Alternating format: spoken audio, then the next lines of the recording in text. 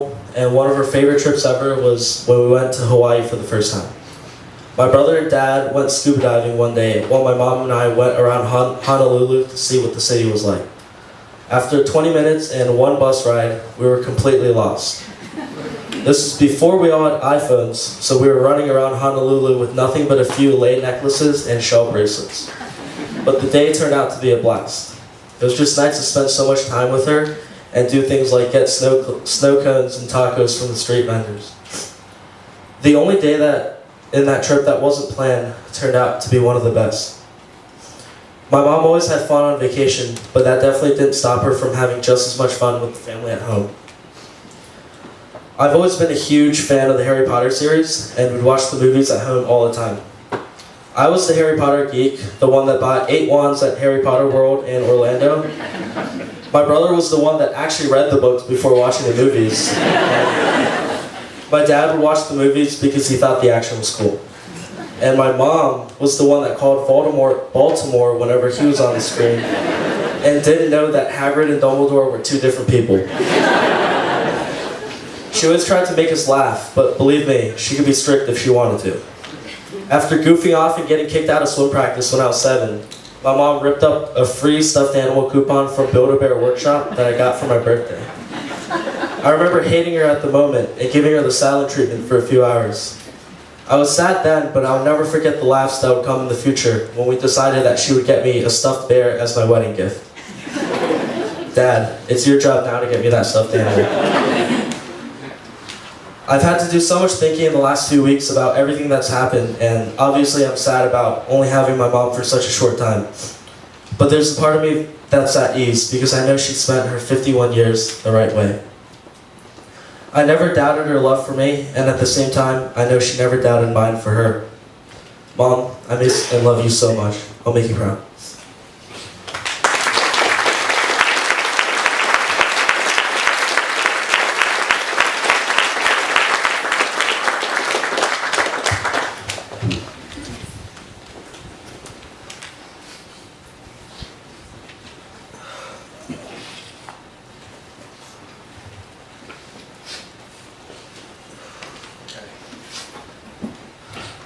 So, as many of you guys know, my mother had a great memory, which was good for a lot of the swim parents. If you missed her kids swim, she would know their time, their splits, their previous best times, and the splits from those times as well. It wasn't always so great if you were her son. She used to always bring up this story of when I came home crying one day in 1st grade asking if I was adopted. I basically lived at the beach that summer and was so tan I could have passed for Guido at the Jersey Shore. I guess some kid noticed and told me that I might be adopted. She had to pull out pictures from the hospital on the day that I was born to make me believe her. She used to tell that story all the time to guilt trip me, but in reality, I knew there was nothing in the world she wouldn't do for me, including getting over her fear of dogs. I mean, this woman literally used to have nightmares about a pack of dogs chasing her down, and she somehow always remembered them. They were super vivid. She refused to go into my friends' houses to pick me up from sleepovers because she knew that they had a dog in their home. Whenever we used to walk on the street, she would always cross to the other side if she saw someone walking with a dog coming down towards her way. But when I called her after I adopted Luna, my senior year of college, and I told her that I couldn't handle raising a puppy while taking finals and working for the basketball team, she dropped everything and drove 6 hours down to Winston-Salem to come pick Luna up. I've never met someone go from being so scared of dogs to loving one so quickly.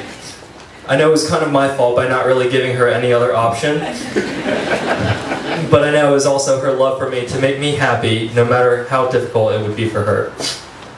So, thank you for taking Luna in, for knitting her little sweaters in Wake Forest colors, for making her homemade yogurt every day and brushing her teeth every night. I didn't even know you could brush dogs' teeth, to be honest, until she FaceTimed me one night doing it. Thank you for showing me what it means to love unconditionally. I miss you and I love you.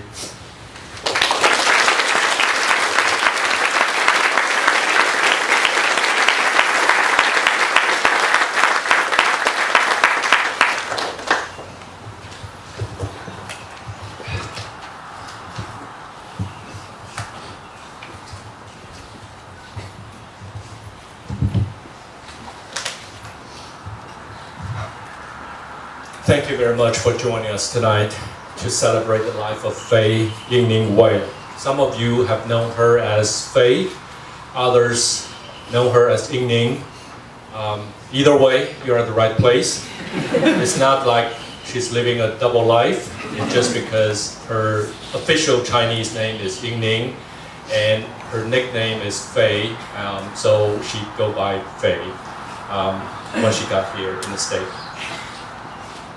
Thursday, May 31st, 2018, last day of May. It's a very typical, normal, ordinary Thursday. I got up at 6:20 and go to work. Faye was still in sound asleep. I tried my best not to make any noises. I guess I just missed the last chance to say goodbye and I love you to her. Oh boy. I could only wish I had woke her up in the morning and told her exactly that. But of course, she may get mad at me if I really did that. About noontime, I received a call from Kate, Faye's co-worker, telling me that she collapsed and lost consciousness in a restaurant during their team lunch. So I rushed to the hospital, but never get a chance to talk to her again. Faye left us in a hurry. Within 24 hours, she was gone. She had a ruptured brain aneurysm that caused massive bleeding in her brain. I've known Faye since high school, and we've been married for 25 years. We just celebrated our silver anniversary not long ago. She was smart, genuine, loving, caring, happy, passionate, competitive, tough sometimes, and resilient. I always said Faye was the smarter one in the family, and hopefully Andrew and Robert inherited the smartness from her. I still remember that she aced her PhD qualifying exam exactly 1 month after giving birth to Andrew. And that got her fellowship awards for the rest of her graduate studies in the American University. Faye got her PhD in 1999, just a few months before Robert was born.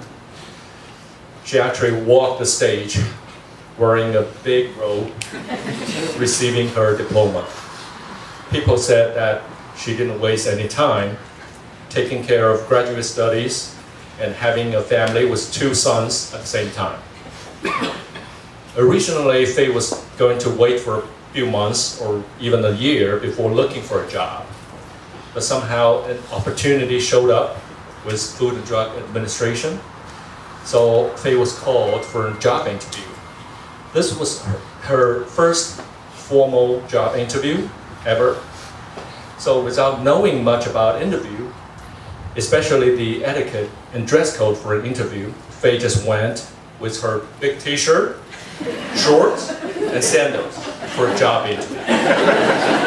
So that evening when I came back home from work, she just told me, hey, I got a job. Then she went on and on telling me about what they talked about. So I asked her, hey, why didn't you dress up? She said, well, I don't have anything that fit me. I'm 8 months pregnant.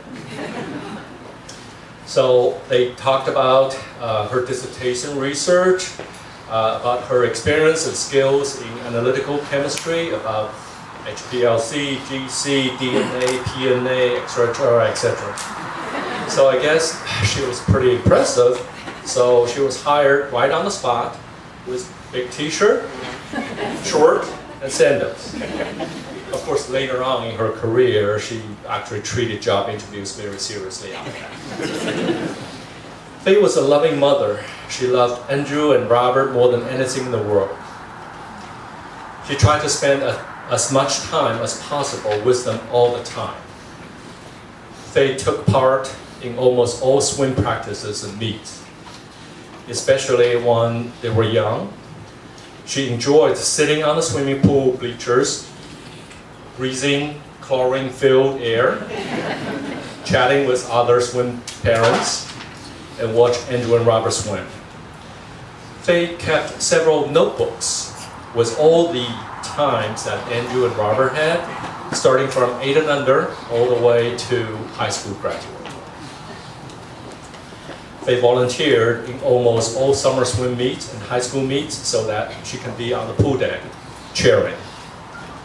She and I attended pretty much all the middle school and high school concerts, with Andrew playing a big tuba and Robert played tenor sax.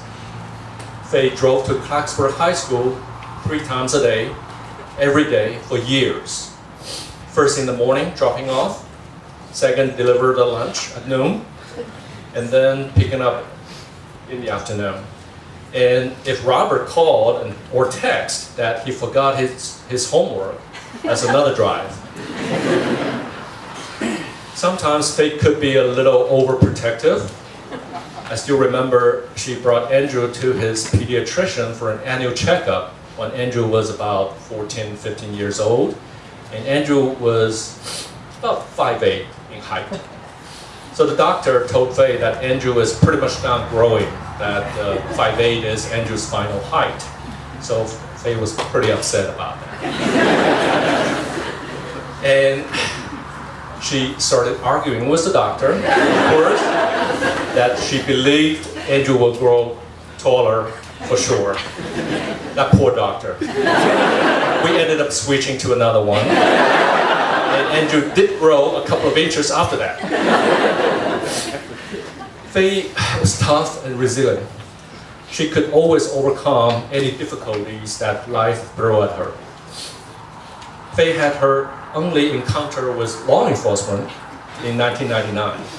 She was driving to daycare center in the afternoon to pick up Andrew and was stopped by a Montgomery County police officer for speeding. So instead of staying in the car waiting, she just got out and rushed over to the police cruiser. Luckily, the officer didn't feel threatened by this very pregnant woman. So she explained to the officer that she was already past due date and needed to pick up the 3.5-year-old Andrew from the daycare right now. So that young police officer must be freaked out. He quickly gave her a warning and sent her on her way. So you must be wondering, where the heck is Jane? Because I should be the one to pick up Andrew, right? Well, unfortunately, I was handicapped with a torn ACL and patella tendon playing basketball the week before. I was on the wheelchair in the delivery room a few days after that. When the nurse pushed out Faye and baby Robert on the wheelchair, the nurse has to yell out, "Wait, don't close the door, there's another wheelchair coming out." Yeah, right, that was me. It was very difficult for Faye the following couple of months because she was counting on me to do most of the cooking and chores. Instead, I was immobile.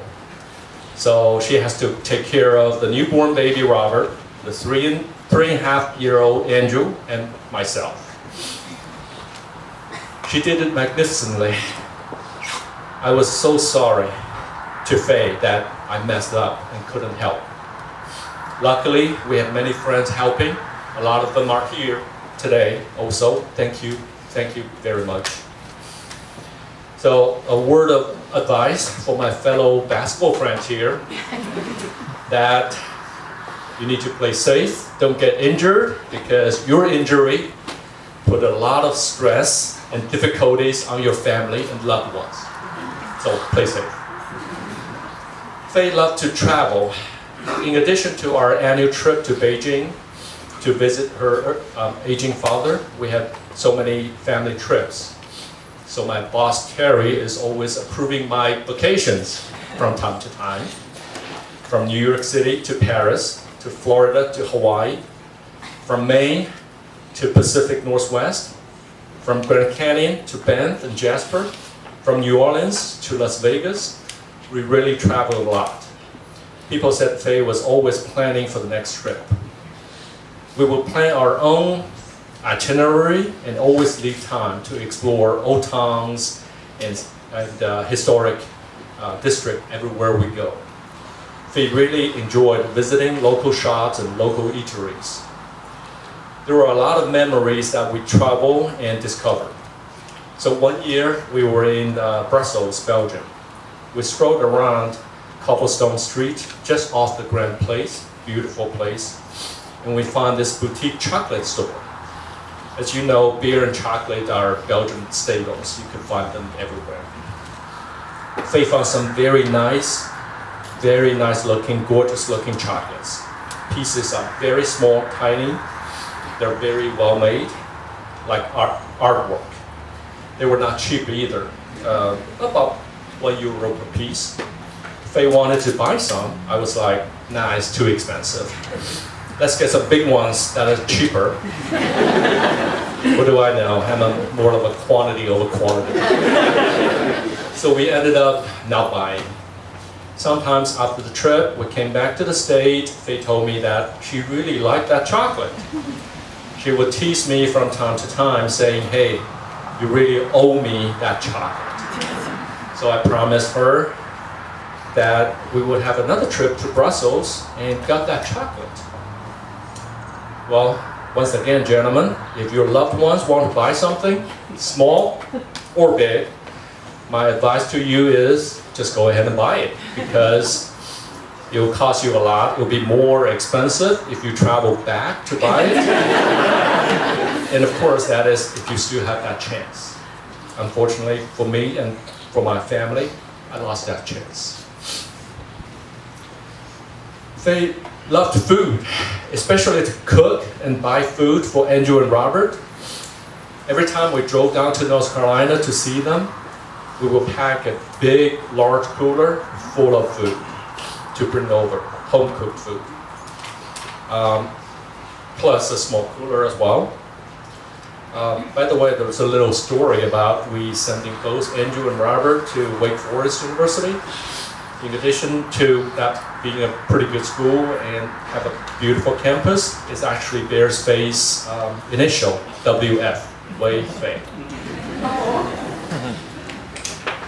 Lately, with the popularity of WeChat, the Chinese social media app, there's a lot of chat groups about food.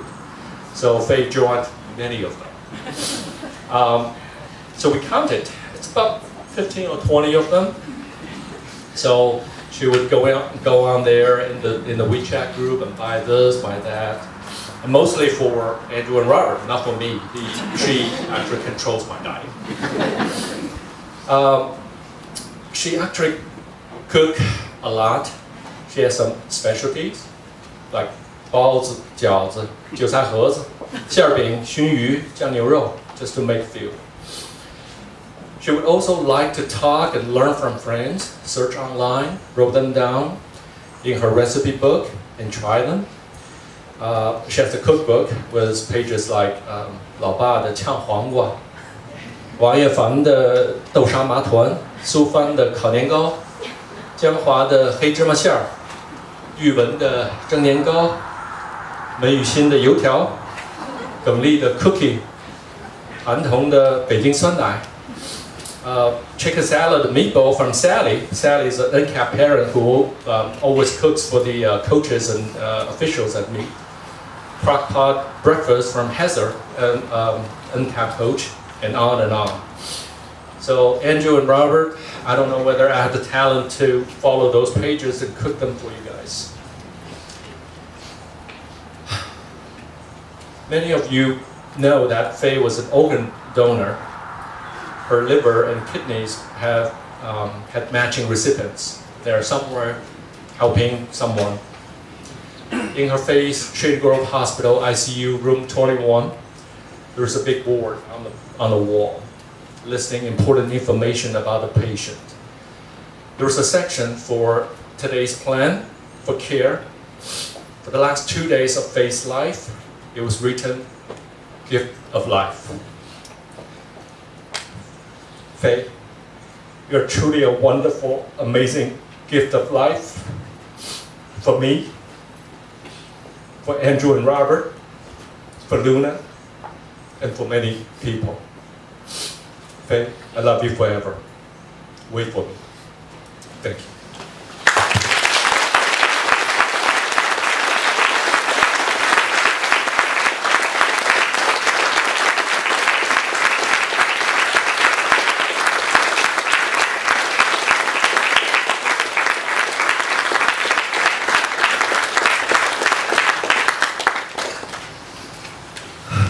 Okay, so that concludes the memorial service. Thank you everyone again for coming out, bearing the heat and humidity with us, dealing with the rain. And thank you to everyone who helped me organize this event, plan, find caterers, ribbons, decorate. There were so many moving parts that I possibly couldn't have done without all of your help and support. So thank you once again. We have a slideshow guest book up in the lodge, refreshments, so please feel free, go up there, mingle, and thank you again.